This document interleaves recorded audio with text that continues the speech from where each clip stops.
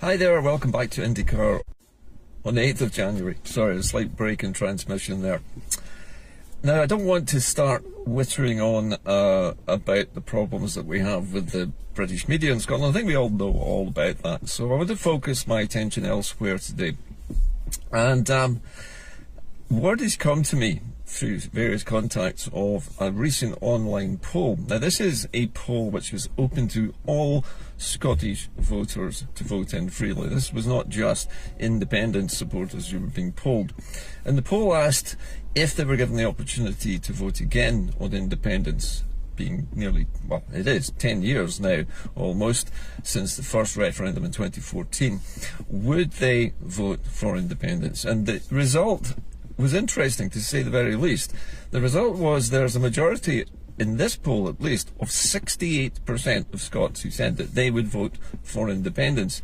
Now, to be honest with you, I was a little bit surprised by this, because although we've always assumed that, or always hoped, that independence support was at least at 60%, it was a surprise to see how far above 60% it actually seems to be in this particular poll. Now, obviously, one poll in itself is not absolutely indicative of the way people would vote in any independence ballot, but on the other hand, it's the first such poll that I've seen for a long time.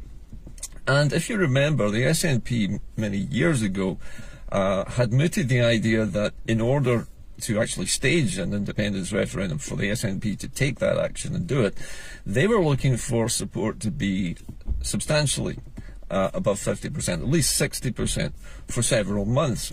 Now, this is clearly well above that high watermark of 60%. 68% is remarkable.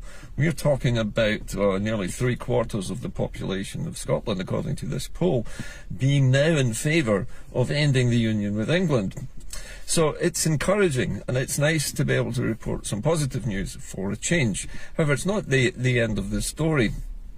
Now, there have been many other things happening, of course, in the background, and one of the key things I think we need to remember here is that despite the United Kingdom claiming that it has sovereignty over the Scottish Parliament and can prevent it from holding a referendum on independence, we need to remember that the referendum for independence, which the former First Minister Nicola Sturgeon was planning to hold, was not self-executing. Now, that means it did not automatically lead to independence happening. It was simply advisory, and the British state could, in fact, simply have ignored it. And they probably would have anyway, if the First Minister had not decided to put the matter to the English Supreme Court, which of course decided that the Scottish Parliament didn't have the constitutional powers to hold a referendum on that particular issue. However, that's not the end of the story.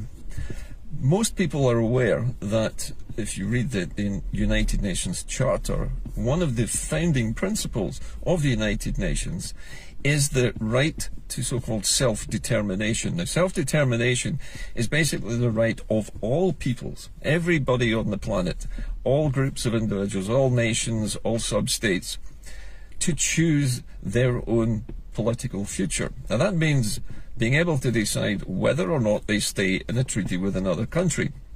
And that right is set in international law, and it's the basis of the so-called rules-based, shall we say, the rules-based system which Western democracies operate. Now, if that's the fundamental basic principle of democracy, that all peoples are entitled to self-determination, then what the United Kingdom is doing is breaking that fundamental rule of the UN.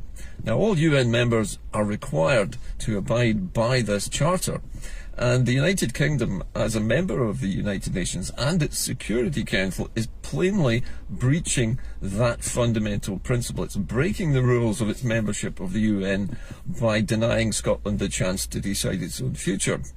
So we've had this right all along. Everybody on the planet has this right.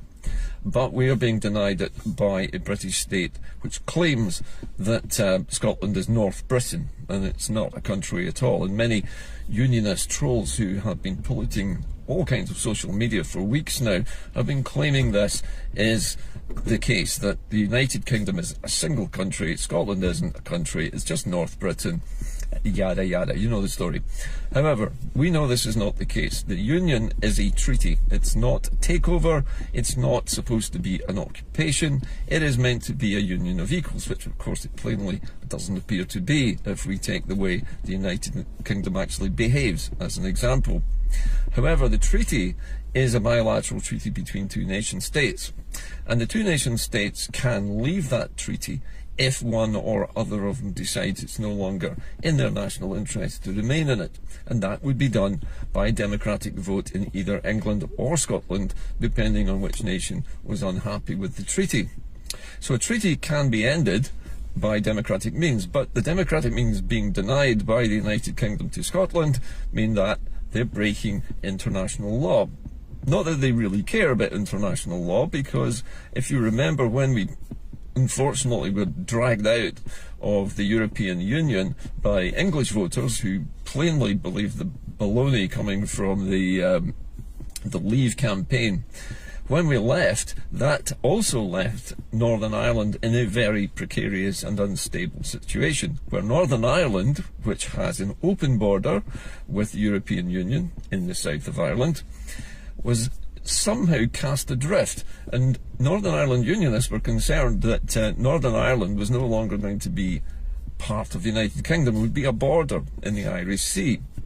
And so to get around that, the European Union and the United Kingdom came to an agreement called the Northern Ireland Protocol, sometimes known as the Belfast Agreement.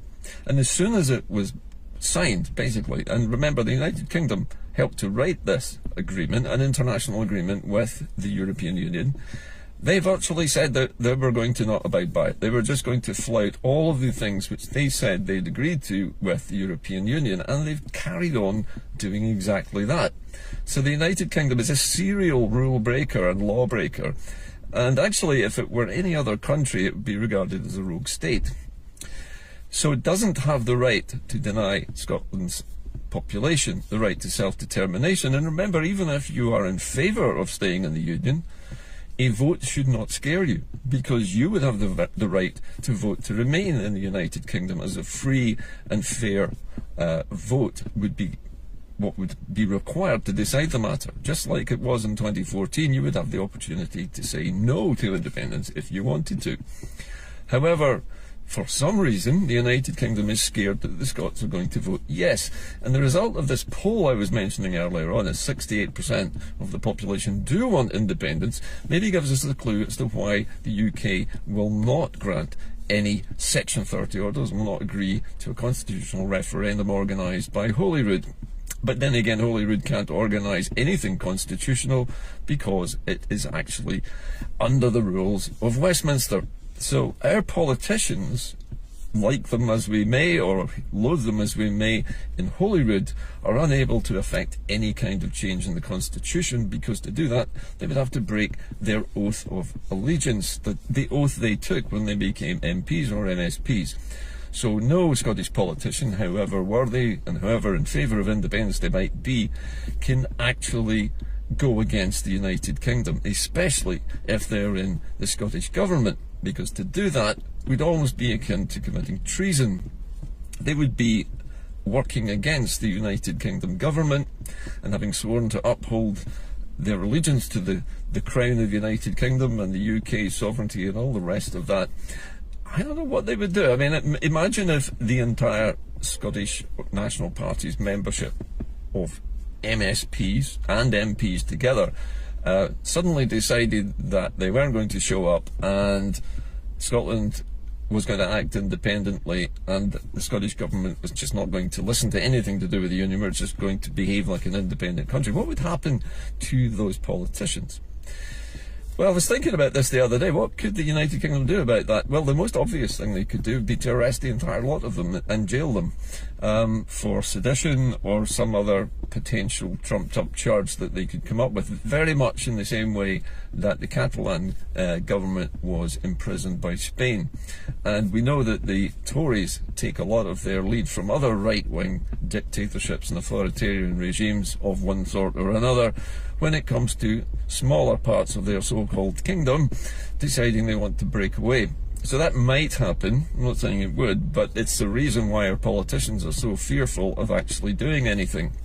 Which leaves us in the interesting situation where the only people who can actually organise an independence vote of any kind, and it might be a general election, would actually be us, the voters. We're not politicians. And there is a great deal of discussion amongst the independence movement itself, the whole community of thousands of activists and supporters, who are beginning to think that it might be a good idea if the actual independence movement itself began to field candidates in general elections. Now, this is a big step because it would mean people taking charge of political offices, not because they want to be career politicians, not because they've done political degrees at university, but simply to make sure that we can end the union successfully. Now, initially I thought, well, that's probably not really going to threaten any established MPs and MSPs, either SNP, ALBA, the Greens, or anybody else who's supposedly pro-independence. It wouldn't really worry them because they think, or assume, that none of the members of the independence movement in general would be prepared to do that, and they think we lack the organisation to do it. But I have heard tell of plans and discussions taking place already to do almost exactly that. Now, obviously, this kind of activity is drawing the attention of parties like ALBA, who have a policy. I think it's fair to say that they want to negotiate independence if there is a vote majority. My disagreement with ALBA is on the word negotiate, because I don't think there's any negotiation necessary here. You either end the union or you don't. The negotiations come after the union has been ended about the carving up, if you like, or the sharing or non-sharing of Scottish resources. So my feeling is that ALBA is lacking just that final step in its proposals, but I know that members of ALBA, perhaps also maybe members of the Independence for Scotland party as well, may well be interested in this type of activity where a political party or parties pro-independence who are trying to make their mark in the political sphere by getting elected actually join forces with the independence movement itself, which vastly outnumbers party political memberships in Scotland of all independence parties anyway, simply because there's so many of us. I mean, 68% of the Scottish population is an enormous number. You'd be talking about certainly well over 2 million Scots being in favour of independence if this poll is actually representative of the way people feel at the moment. But because the only people who can actually gain independence are the people now, because politicians, as we know, are required to swear an oath before they take office in any British Parliament. That includes Holyrood. And to break that oath would be some kind of crime, I suppose, in the eyes of the English establishment. But being non-politicians, not swearing an oath to a party, not swearing an oath to any kings or queens or any foreign powers, it is possible that people can get elected. We don't actually necessarily need to even sit in Holyrood, but imagine if there were a majority of independence candidates who were not members of parties were elected to Holyrood, perhaps, or even as MPs. There then is a problem for the SNP because they're losing control of the narrative, and the narrative has always been seen as the property, if you like, of the SNP. It has held on to independence as its tool, its fundamental message, without ever doing anything about it, but trying to do things about it, but being unable to do it because they know they're not allowed to. However, somebody who's not in a party, somebody who rejects the oath of allegiance but is elected, are effectively the representative of that constituency. Whether or not they swear an oath, I think, is largely irrelevant. you can not swear an oath if you don't like it. You can take a stance on it, which is purely your own choice.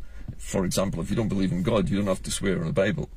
If you don't believe in the monarchy, you don't need to swear allegiance to a monarch either. You just need to swear your allegiance to your own electors, basically. And that is what a popular sovereignty is all about.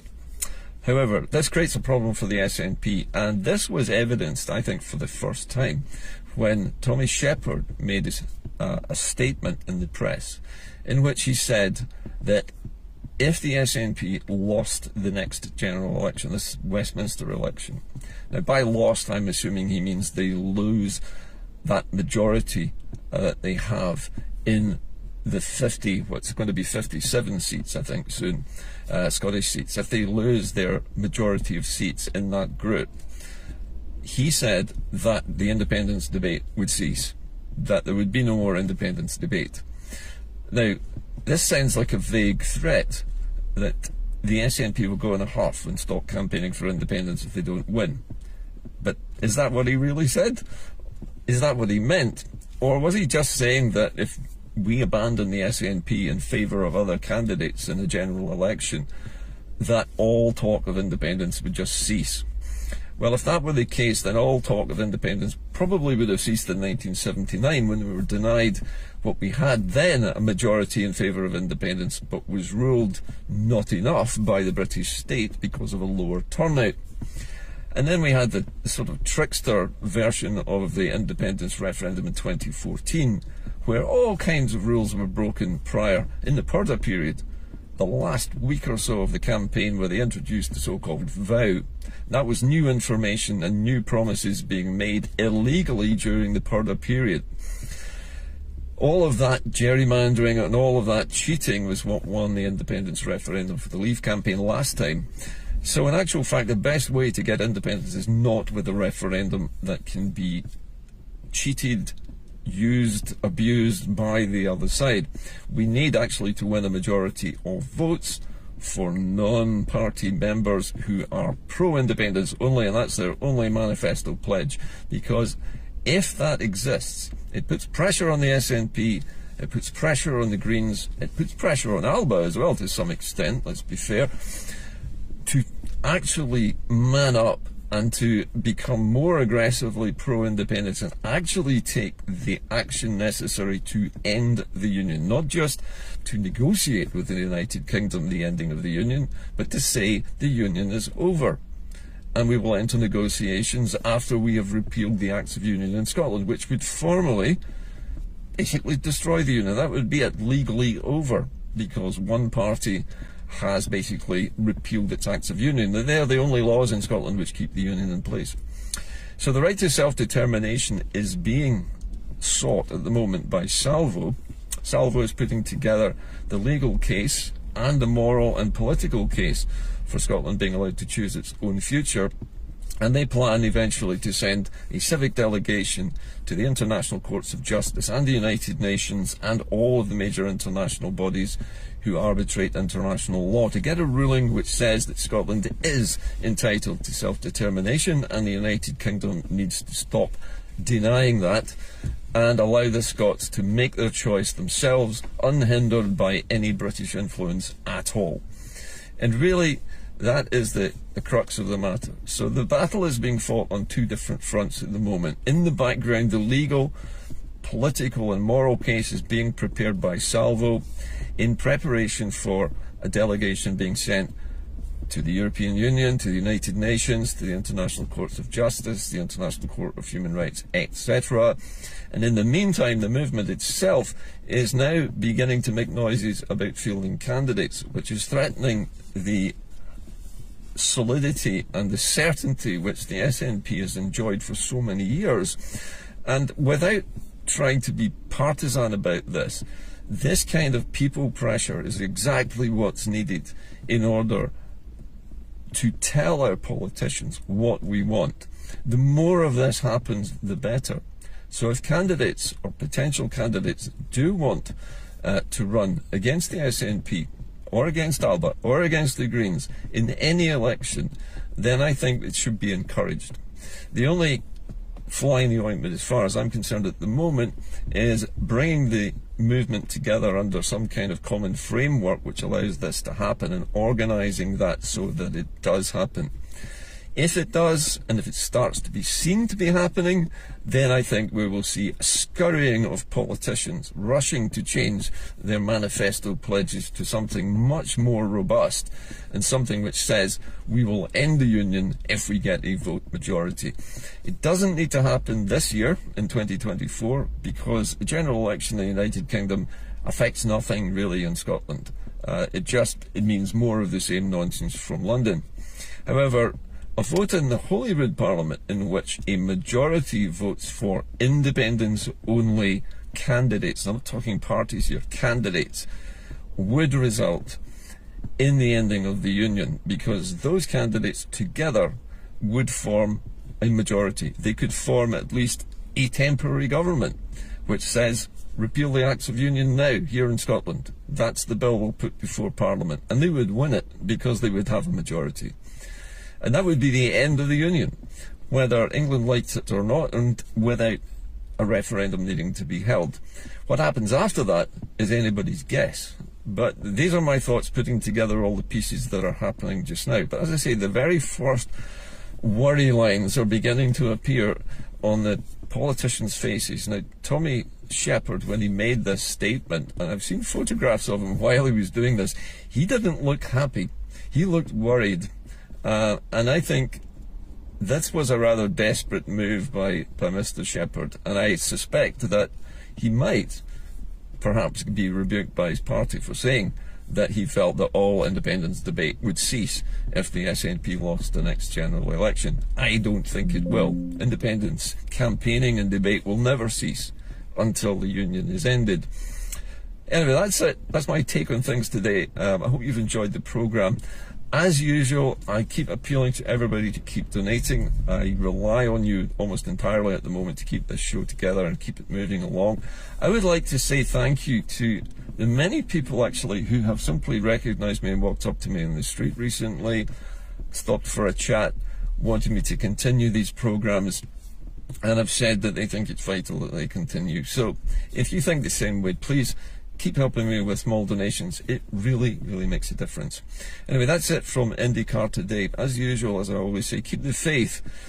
It's that faith which keeps the debate going, and it's that faith which gets us to the finish line. But it's also that faith in ourselves that we can become candidates and can become politicians, even temporarily, with no ambitions to be full-time politicians for the rest of our lives, but just to be there long enough to get the job done, because that is what is needed. The politicians can't do it. They're too scared, they're too encumbered, they're too restricted, and they're worried now.